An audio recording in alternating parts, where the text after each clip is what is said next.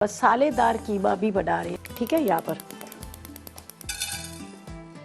थोड़ा सा इसको हम रोस्ट कर लेंगे और फिर इसके बाद हम इसको पीस लेंगे। इसको हम यहाँ पर रखते हैं, इसको पीसना है। और यहाँ पर मेरे पास बेसन है 4 खाने के चम्मच, इसको भी हल्का सा हम भून लेंगे। कच्चा नहीं डालेंगे, इसका भुना होता है तो अच्छा इसका फ्लेवर आता है। अच्छा, ये चले जाएगा इसके अंदर।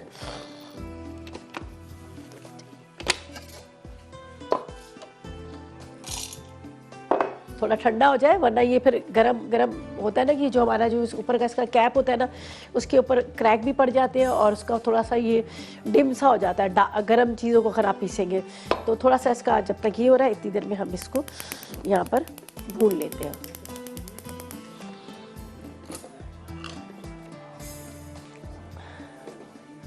भुना हुआ होता है बेसन तो अच्छा इसका टेस्ट आता है। तकरीबन 4 खाने के चम्मच मैंने बेसन ले लिया। ये देखें,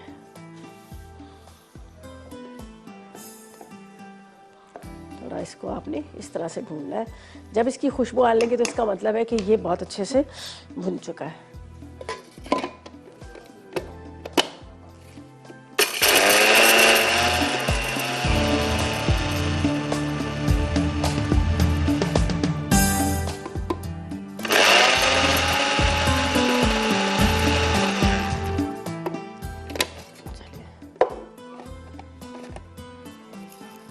वापस इसी में डालते हैं फिर बाद में। अच्छा, इसका बड़ा मज़ेदार अभी अरोमा आ रहा है, खुशबू इतनी मज़े की इसकी आ रही है ना, जो इलायची और ये सारी चीज़ों को हल्का सा भून के पीसा, इसकी बहुत मज़े की खुशबू आ रही है। अच्छा जी, इसको अब यहाँ पर रखते हैं। थोड़ा सा बेसन को, अरे ये तो जल ही नहीं रहा, इसकी अच्छे से बुनाई कर लेते हैं। मैंने पपीता इसलिए पहले लगा दिया कि ताकि जो कीमा है वो हल्का सा थोड़ा सा इससे पपीते से गल जाए, वरना तो ये होगा कि आप फ़ौरन के फ़ौरन मसाले लगाएंगे, जब आप इसको बनाएंगे तो इतने अच्छे से बनेगा नहीं। ठीक है, चलिए इसको हम हल्का सा,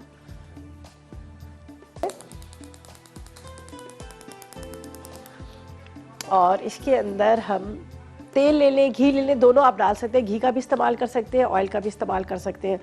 तो यहाँ पर मैं ले लेती हूँ घी। ठीक है,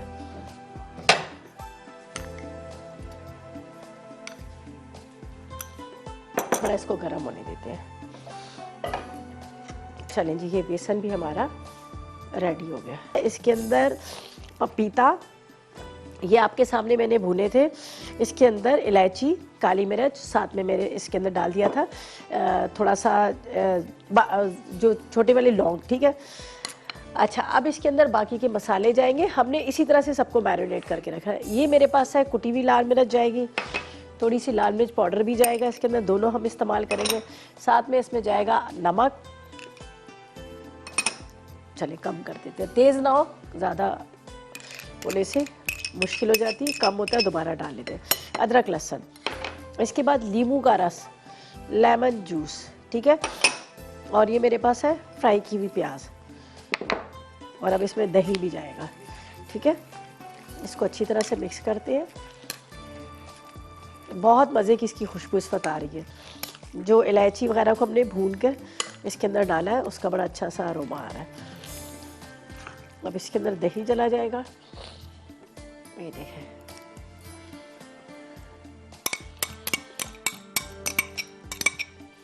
अब इसको बहुत अच्छे से मिक्स करना है और उसके बाद हम इसमें डाल देंगे। ठीक है,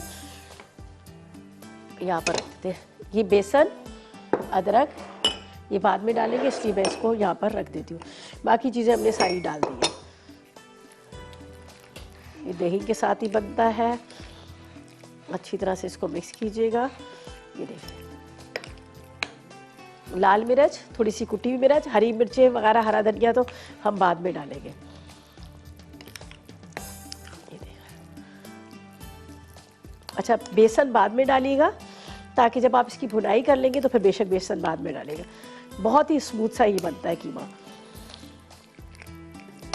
चटनी के साथ, प्याज टमाटर के साथ आप खाएंगे, आपको बहुत अच्छा लगेगा। चलें जी, ये अब जाएगा यहाँ पर। बिस्मिल्लाहिर्रहमानिर्रहीम।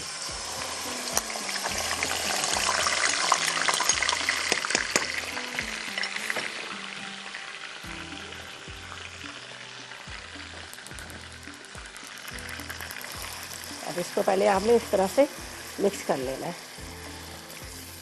देखिए ब्रेक से वापस आ गए हैं। यहाँ पर मसालेदार जो कीमा है काफ़ी हद तक वो भुन चुका है। इसमें जाएंगे 4 से 6 कड़ी पत्ते, ठीक है, कड़ी पत्ते डाल देते हैं। इसके बाद यहाँ पर आपके सामने मैंने भूना था बेसन, ये बेसन इसमें चला जाएगा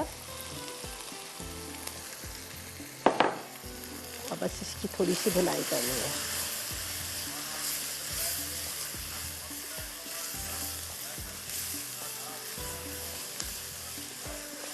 चले जी, ये अच्छा जी, चले जी, कीमा बहुत मज़ेदार से ये भुन चुका है, ये देख लीजिएगा। अब इसके ऊपर जाएंगी थोड़ी सी हरी धनिया, हरी मिर्च, ठीक है जी। आप भी चटपटा कीमा ज़रूर ट्राई कीजिएगा, बहुत मज़े का आपको लगेगा। आप इसको जब खाएंगे चपाती के साथ, रोटी के साथ, और साथ में आप सर्व कीजिएगा स्प्राइट। स्प्राइट जो है वो आपके खाने के जायके को दुबाला करता है, मज़ेदार बनाता है, आपके खाने को हज़म करता है और आपके दस्तरखान की जीनत भी बनाता है। तो चटपटे चटखारे खानों का मज़ा स्प्राइट, ठीक है जी।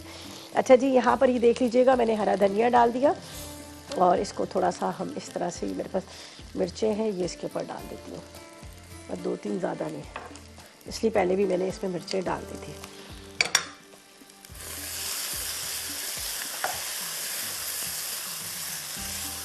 चलें, ये प्रॉपर तरीके से रेडी हो गया, सही है।